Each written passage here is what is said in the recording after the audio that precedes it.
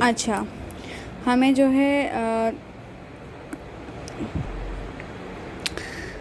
चैटलर्स एक जो है साइंटिस्ट था, उसका एक प्रिंसिपल था, जिसे हम कहते हैं चैटलर्स प्रिंसिपल।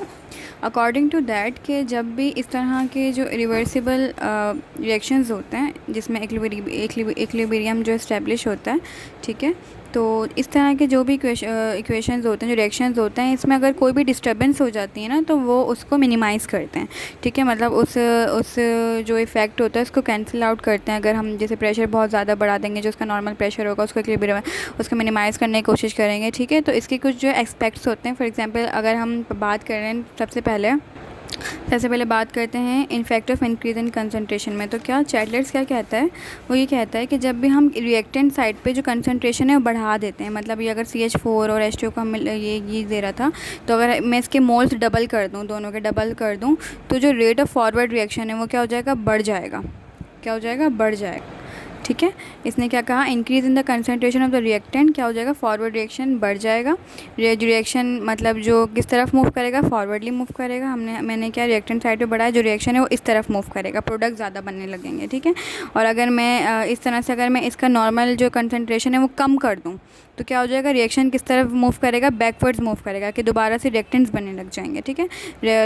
जो रिएक्शन है वो बैकवर्ड्स मूव करेगा। और अगर इस तरह अगर मैं कंसंट्रेशन बढ़ा दूँ प्रोडक्ट की मतलब मैं अगर यहाँ पे बढ़ा दूँ प्रोडक्ट की कंसंट्रेशन जो है मैं डबल कर दूँ इसमें, तो क्या हो जाएगा, प्रोडक्ट की अगर मैं कंसंट्रेशन बढ़ाऊँगी तो जो रिएक्शन मूव करेगा वो बैकवर्ड मूव करेगा, सही है। और इसी तरह अगर मैं कंसंट्रेशन प्रोडक्ट की कम कर देती हूँ, अगर मैं 1 से भी हटाओ इसको हाफ़ कर देती हूँ, ठीक है, तो क्या दोबारा से जो रिएक्शन किस तरफ मूव करने लगेगा, फॉरवर्ड मूव करेगा, ठीक है। तो ये किसका इफेक्ट है, इफेक्ट ऑफ कंसंट्रेशन था।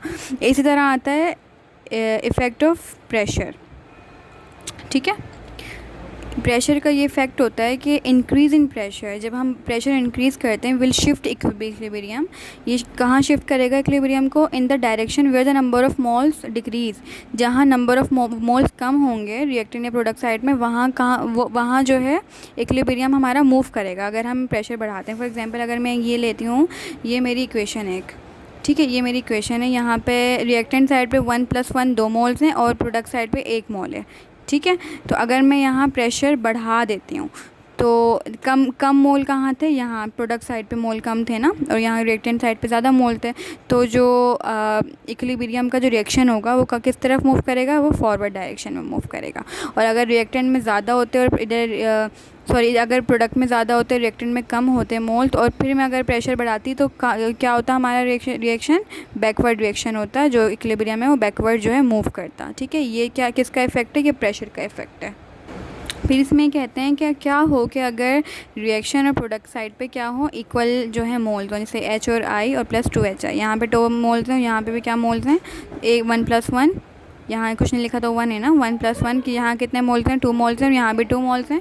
तो इस कंडीशन में क्या होता है, there is no effect of pressure, अगर हम जितना प्रेशर बढ़ाएंगे कोई इफेक्ट नहीं आएगा, क्योंकि रिएक्टेंट साइड और प्रोडक्ट साइड पे क्या है, जो मोल्स हैं वो क्या हैं, बराबर हैं।